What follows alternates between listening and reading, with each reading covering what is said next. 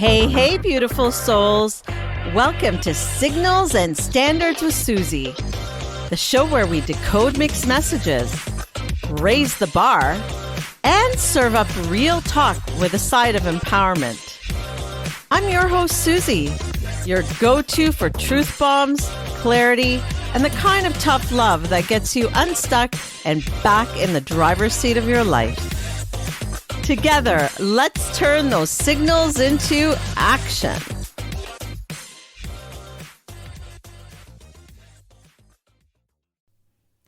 Welcome back to Signals and Standards with Suzie, where we read the signals, raise the standards, and reclaim our worth. You know, as the year winds down, there's quiet energy that fills the air, that mix of exhaustion, reflection, and hope. We start thinking about everything we've been through. Anyone else can't wait for this year to be over?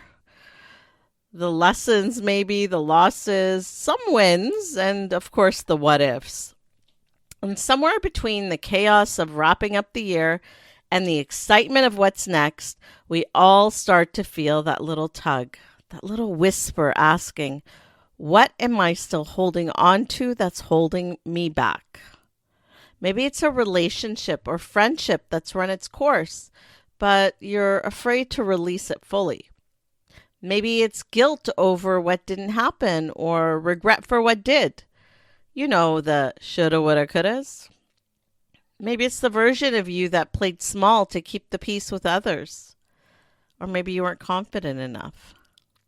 Whatever it is, today's episode, we're going to be talking about releasing and resetting. So what you can do to let go before next year. It's your invitation to pause, reflect, and release. Because, before you can move forward, you have to clear the path. Before you can start fresh, you have to make peace with what's behind you. This episode is just as much for me as it is for you. We all struggle with this at some level. And trust me, I get it. Letting go is not easy. It's not just about saying goodbye to people or situations. Sometimes it's about releasing parts of your own self that once protected you, but they're no longer serving you. So whether it's emotional baggage, people who no longer align, habits that drain your energy, or maybe those outdated stories you keep telling yourself, this is your moment to let it all go. You've carried enough this year, and it's time to put it down. Stay with me because by the end of this episode, you'll have the clarity, the tools, and the mindset to step into the new year lighter, freer, and more aligned than ever before. Letting go isn't just a catchy end-of-year buzzword. It's an act of emotional self-care, a radical expression of self-trust, and really, it's one of the deepest forms of empowerment that you can practice. Every year, we tell ourselves that the new year will bring change, that things will finally shift, and that we'll finally be happier, lighter, maybe more aligned. But here's the truth. Most people don't talk about this. You cannot create space for the new if you're still carrying the weight of the old. You cannot step fully into your potential if your hands are full of what no longer serves you. Letting go isn't a superficial act. It's what some experts call emotional feng shui. It's clearing the clutter of old hurts, outdated stories, and energy-draining habits so that you can make room for clarity, peace, and growth. Emotional feng shui is essentially a cleansing practice that creates space for inspiration, creativity, and even some abundance. Essentially, experts say that when we let go, we make room for new energy, some more creativity, some inspiration. Imagine your heart as a room, for example. Every old resentment, every regret, every should have is a piece of furniture that no longer fits. We are reminded that empowerment doesn't start with adding more to your life. It begins with courageously shedding what's holding you back. The more you let go, the more open the room becomes for sunlight, fresh air, and even the experiences you've been longing for. According to others, closure is not about pretending everything is perfect or neatly tied up. Closure is about creating space for possibility. One coach writes, every ending is an opportunity to rewrite your story. And isn't that the truth? When we stop forcing endings and controlling outcomes, we create room for fresh beginnings, sometimes unexpected, and you know what? It's often very transformative. We're reminded that at the end of the year, it's a powerful energetic portal, a threshold for reflection, for forgiveness, for renewal. Some recommend journaling to help through the process, asking questions that reflect on the past, the present, and the future. So, what are you leaving behind? What are you proud of from this year? And what do you want to invite for next year? These aren't just journaling prompts, they're emotional mirrors. They help you identify where you're holding on unnecessarily and where you can celebrate your growth. So often we underestimate the power of acknowledgement, of noticing the lessons learned and the obstacles we've overcome. Om Tara calls this process a reset of your inner landscape. I love that imagery. Envisioning your emotional world as a garden. Some plants need pruning, some weeds need pulling, and some seeds you planted long ago are ready to bloom. Letting go isn't forgetting, it's detaching your self worth from what you have that didn't work out. It's understanding that circumstances or other people's choices don't define your value. Some experts describe end of year rituals as acts that cleanse the soul and strengthen love. Not just love for others, but self love and compassion. One that resonated with me involves small rituals like writing a letter to release pain, burning what no longer serves you, or simply speaking out loud what you're ready to release. These acts may feel symbolic, but they carry real energetic and emotional weight. They signal to your subconscious and your nervous system that it's time to stop carrying the past. And you know, science even backs this up. Psychologists underscore that emotional release isn't just psychological, it's physiological. Holding on to unprocessed emotions like grief, resentment, or guilt keeps your nervous system in survival mode. You might feel restless, anxious, or exhausted, and it isn't always about your schedule or obligations. It's about unresolved emotional weight. Releasing these feelings, perhaps through journaling, therapy, conversation, or even mindful reflection, helps your body regulate the signals that you are safe, that it's okay to relax, that it's safe to move forward. So you're making these new signals for your body. According to positive psychology, letting go is a process and it's not an event. It involves aspects such as awareness, acceptance, and action.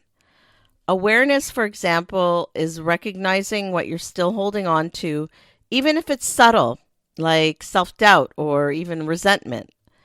Acceptance is acknowledging the past as it is, without judgment, without trying to fix it or change it. Action, on the other hand, it's intentionally choosing daily practices to release what no longer serves you and prioritizing your peace. Letting go is not about rushing or forcing yourself to move on. It's about cultivating a daily intentional habit of choosing freedom over fear and self-compassion over self-blame. Some days will be easy, some days will be hard. And you know what? That's okay. It's a practice, not a perfection test, and it takes time. At the heart of all of this is one truth I often remind my clients and readers, and really myself. you cannot receive what's meant for you if your hands are full of what's not. Let me repeat that. You cannot receive what's meant for you if your hands are full of what's not. Every moment you cling to old patterns, toxic relationships, or painful memories, you are giving up space that could be filled with clarity, joy, and growth. So as you reflect on this past year, take a moment to ask yourself, what am I still carrying that isn't mine anymore? Which outdated stories am I ready to release? What would my life feel like if I stopped apologizing for who I've been and started celebrating who I'm becoming? Release isn't about erasing your history. It's about freeing your future. It's about walking into the next chapter lighter, freer, and fully aligned with the person that you're meant to be. This is your invitation to let go. Not because it's easy, but because your peace, growth, and happiness are worth it. So take a moment and breathe with me. Take a deep breath. Close your eyes if you can, and it's safe to do so, and feel the weight you've been carrying, the regrets, the should-haves, the people, the habits, the old stories. Acknowledge them. Name them. Let yourself feel them fully. And now, imagine setting them down. Picture your hands opening and releasing this old energy that no longer serves you. Notice how your chest feels a little lighter, your shoulders a little less tense. This is the first step towards creating space. Space for clarity, joy, growth, and even possibilities that the new year is quietly waiting to bring. Remember, release isn't a one-time act. It's a choice you make over and over. And today, right now, you are choosing freedom. As we let this thought settle, I invite you to take a few more breaths and reflect. What is one thing I can release today to step into next year lighter and freer? Hold that intention with you because next we'll start answering your questions, the real life relatable ones that you've sent in about letting go, moving forward, and reclaiming your energy. Thank you for joining us. Now we'll be answering some listener questions. Remember, you can always send in your own questions at powercoachsuzie.com. I love hearing from you. Here's our first question. I know I should let go of my ex, but part of me still hopes they'll come back. How do I actually move on? This is such a common struggle, and it's completely human to feel torn. Emotional attachment doesn't vanish overnight, especially if you invested time, energy, and love into someone. That lingering hope, the what if, is emotional residue. I often talk about recognizing that residue without judging yourself for it. You're not weak for feeling it. You're human. We all experience this. Remember, however, that closure is an internal process. You don't need someone else to give it to you. Closure comes when you stop rereading the same chapter and start acknowledging that your story is moving forward. One technique is to separate memory from meaning. So appreciate the lessons this person brought, the boundaries they helped you define, the ways they taught you about your own value, or even the fun you had together. But then release the fantasy of what could have been. Things crumbled for a reason, and that reason, it's still there. It didn't change. Another practical tool that I love and I find really helpful is journaling. Write a letter to your ex-lover, ex-friend, or even ex-relationship of any type. Not to send, but to release. Name every feeling, hurt, longing, disappointment, gratitude, even anger. Then physically put it away or ceremoniously burn it as a symbolic gesture. Experts refer to this as a soulful cleansing ritual. And there's real power in physically externalizing your release. Over time, the hope that lingers naturally fades because you've honored your emotions. You've extracted the lessons you needed to learn, and you've consciously chosen your own peace. If you need help with this process, there's no shame in asking for it.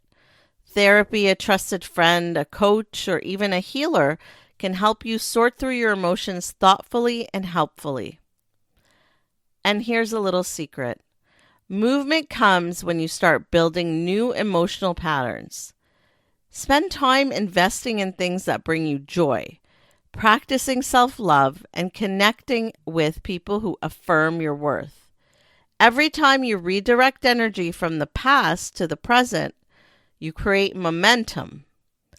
The hope for a return naturally diminishes as you start to feel alive again in your own life. That space you created by letting go, it makes room for something bigger and better for you that wouldn't have come if you didn't let go. And isn't that really what you're longing for? Think about it. Here's our second question. I want to start fresh, but I feel guilty for letting go of people who've been in my life for years.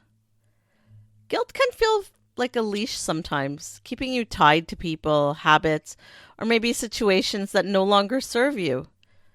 You've moved on, but they're still there. Feeling guilty doesn't make you a bad person. It shows that you care, and that's okay. But caring doesn't require sacrificing your peace. We heard earlier that this is referred to as resetting your inner landscape, right? Think of it like pruning a garden. You love the plants, but some need to be cut back to allow the stronger, more vibrant ones to flourish. Letting go doesn't erase love. It doesn't erase friendship. The history is still there. The shared experiences never go away. It simply acknowledges that alignment and compatibility matter more than attachment. So ask yourself, am I holding on out of love or out of fear of loss? Often the answer reveals that attachment is tied to comfort, habit, or fear rather than actual growth. Letting go is like clearing emotional clutter. When you release and cleanse yourself, you're not abandoning anyone. You're choosing yourself. You're choosing your energy, and you're choosing your future.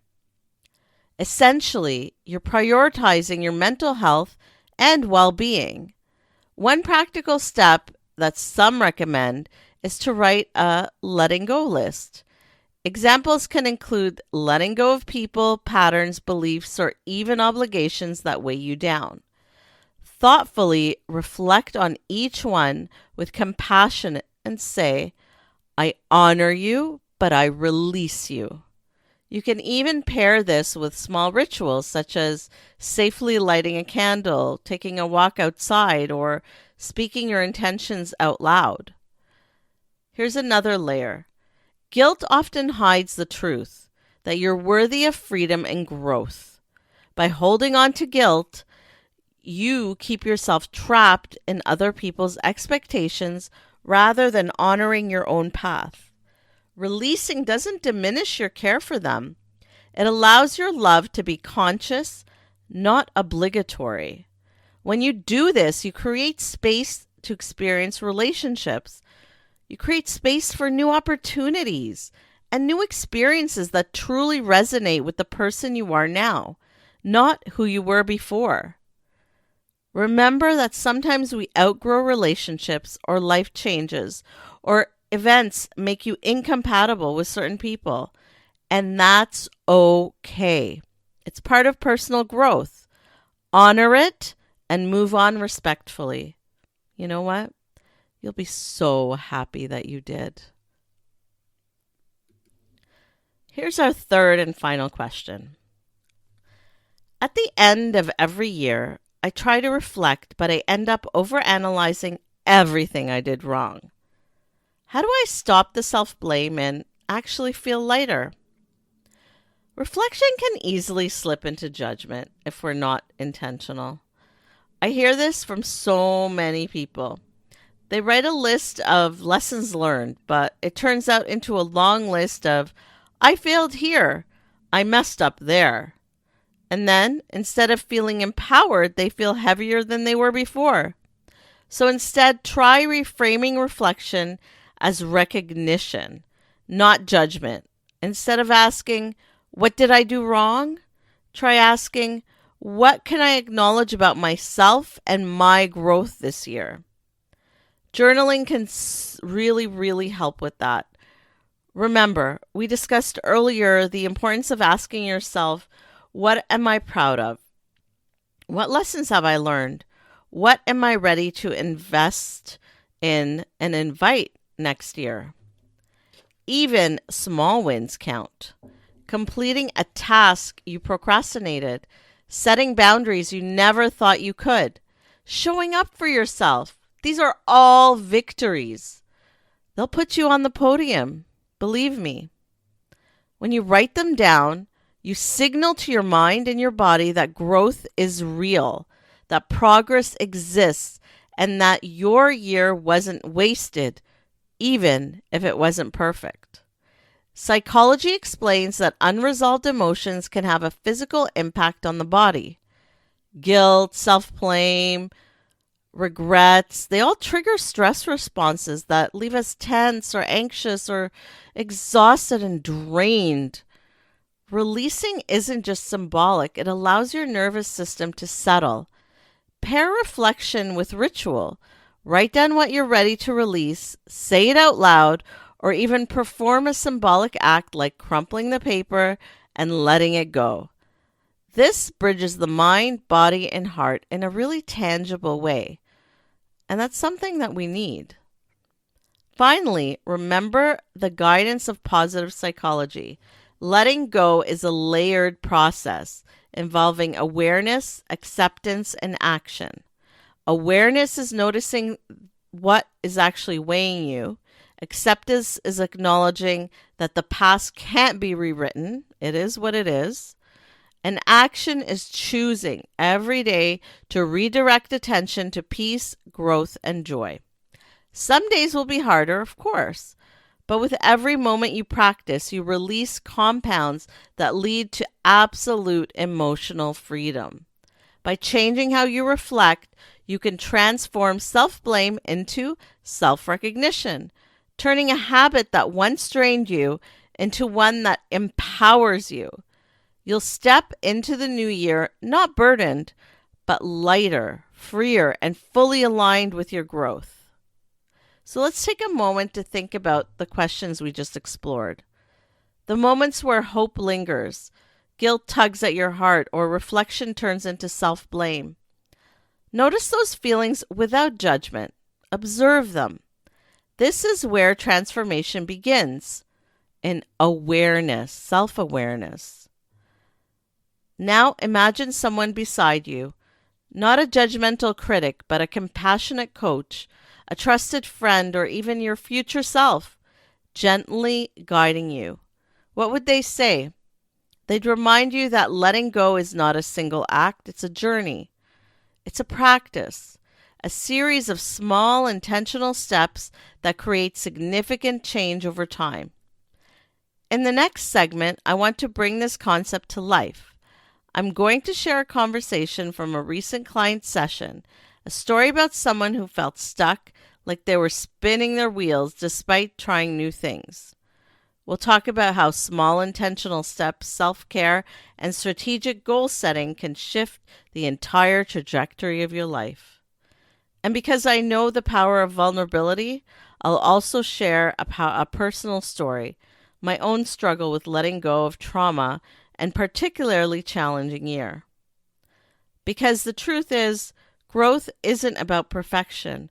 It's about showing up, being honest with ourselves, and taking the steps, even tiny ones, that move us towards freedom. Thank you for joining us. I would now like to share a relevant discussion from a recent client session, because sometimes hearing someone else's journey makes your own feel possible. This client came to me feeling completely stuck, unable to let go of a challenging relationship interaction that they had with someone. They had tried new routines, new hobbies, and even new relationships, but nothing seemed to make a difference. They described it as spinning my wheels in quicksand while the world moves forward. They tried to move on, but they found it extremely difficult. It was eating at them. Sound familiar? It's a feeling many of us experience, especially as the year draws to a close.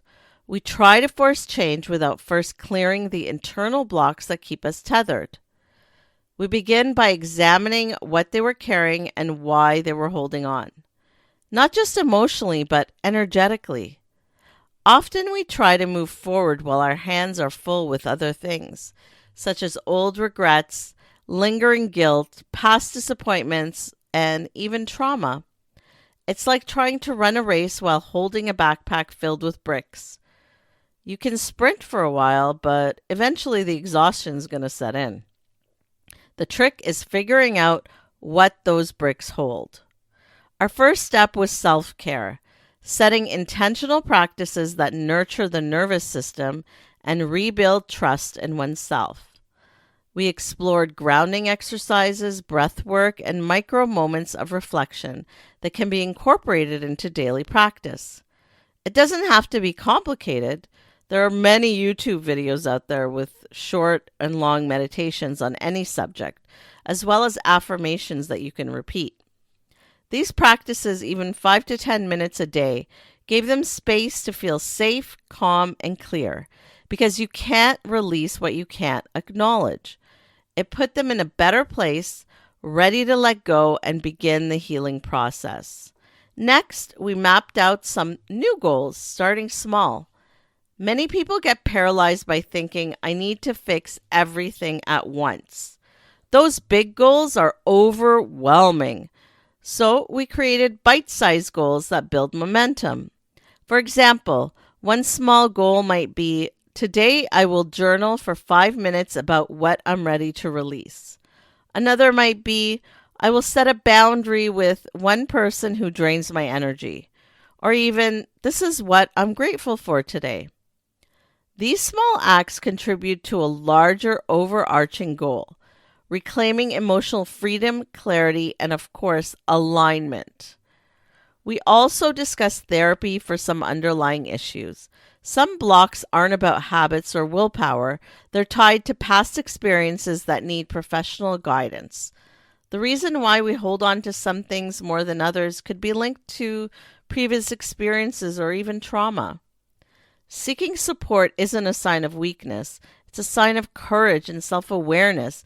It's part of the release process, allowing others to help you process, integrate, and let go of what's weighing you down. And because I want to be honest with you, I'll share a personal moment. This past year has been really challenging for me in many ways. I hadn't really anticipated it because family and personal challenges overtook my life. There was illness, there was a lot of loss. I found myself holding on to even rehashing old trauma, replaying stories that weren't serving me anymore, and feeling exhausted by the weight of unprocessed emotions. When I finally realized the toll it was taking on me emotionally, mentally, and even physically, I decided to face it head on and let go for good. How? It took daily reflection, writing exercises, counting my blessings, and therapy with my fabulous therapist, as well as spiritual healing sessions with my healer to start letting go. And it really helped a lot. I made a conscious decision to change and to let go and to move forward. And that's what's happening. It's not overnight, but it is happening. Some days were easier than others. Sometimes I felt like I had made no progress at all, and really I didn't always move forward. Sometimes I fell back. But slowly, with patience and intentionality, I noticed subtle shifts. My energy feels lighter, my decisions are clearer, my anxiety is decreasing, and my emotional responses are becoming more aligned with my values. It's a work in progress, of course. Healing takes time, and every step forward, even a small one, makes you stronger. The important thing is to keep taking steps, even if you stumble or get stuck along the way. Some things will always be a part of you, and you need to decide whether they have power over you or if you hold the power over them. I decided on the empowered route. Here's the key takeaway. Letting go is not a linear process. Think of it as rhythm. There will be steps forward and sometimes steps back. What matters is showing up consistently for yourself, creating small habits that reinforce your emotional freedom, and celebrating every victory, even the tiny ones. This brings to mind a quote that has stuck with me through the years. The secret of life is to fall 7 times and to get up 8 times. From one of my favorite authors, Paulo Coelho, and one of my favorite books, The Alchemist. Think of it this way. Each small act of release, self-care, or boundary setting is like removing one brick from that heavy backpack. Eventually, the backpack becomes light enough that you can move freely and run towards your goals and fully step into the life waiting for you. So if you're feeling stuck, here's a mini action plan you can start today based on what we discussed. Number 1, self-care moments. So take 10 minutes for yourself. Meditate, journal, or just sit and breathe. Ask yourself, what am I holding on to that I can release today? You want to set one small goal. Pick one area of your life where you can create a micro shift, a boundary, a routine, or even a mindset adjustment, like going for a walk every day or having a mindful moment, whatever works for you. Number 3, seek support if needed.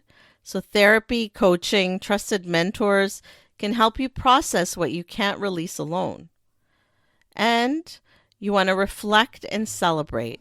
So acknowledge your progress, even the small wins. This reinforces momentum and rewires your nervous system for freedom rather than fixation. The power in this moment is that you don't have to overhaul everything to start fresh. You need to start. That's all. One intentional release, one small goal, one conscious act of self-care, and you're moving forward. As we wrap up today's episode of Signals and Standards with Suzie, let's take a moment to tie everything together. We've explored the art and power of letting go, not as a trendy end-of-year activity, but as a profound act of self-care and empowerment. From understanding emotional residue and guilt to reflecting without self-blame. Each step we've discussed is designed to help you step into the new year lighter, freer, and more aligned with your true self. We answered real questions from listeners about lingering attachment, the guilt of releasing relationships, and the weight of self-criticism. And we saw that letting go is never a sign of weakness. It's an act of courage. It's the decision to prioritize your energy, your growth, and your peace. We explored practical ways to make this a reality. Grounding exercises, journaling, intentional self-care, setting small goals, and seeking support when needed. Remember, no one can force your release for you, but with consistency, reflection, and the courage to act, you can shed the weight that has been holding you back. And yes, even the seemingly most minor steps matter, because momentum builds quietly and powerfully over time. So, as you go forward, I invite you to anchor yourself with this affirmation, a phrase to carry with you, repeat, and reflect on whatever you feel burdened or uncertain. I release what no longer serves me. Again, I release what no longer serves me. One more time. I release what no longer serves me. Say it out loud, whisper it in your mind, or write it down. Repeat it until you feel the weight lifting from your shoulders. Let it remind you that every choice to release is a choice to reclaim your energy, your joy, and your power. I truly appreciate you joining me today on Signals and Standards with Suzie. I hope this episode provides you with the tools, reflection, and encouragement to let go intentionally and step into the next chapter of your life with clarity and confidence. Join us next week for another empowering discussion, because every week we read the signals, raise the standards, and reclaim our worth together. Thank you for being here and stepping into your power. I look forward to seeing you next week for another empowering conversation. And remember, you can catch this episode and all previous episodes and the upcoming ones on the Signals and Standards podcast on all your favorite platforms. For daily inspiration and practical advice, find me on social media at Power Coach Suzie. Got questions or ideas for the show? Head to powercoachsuzie.com where you can connect with me, explore the blog, or learn more about what I do. This is Suzie signing off. Until next time, keep reading the signals and never, ever lower your standards.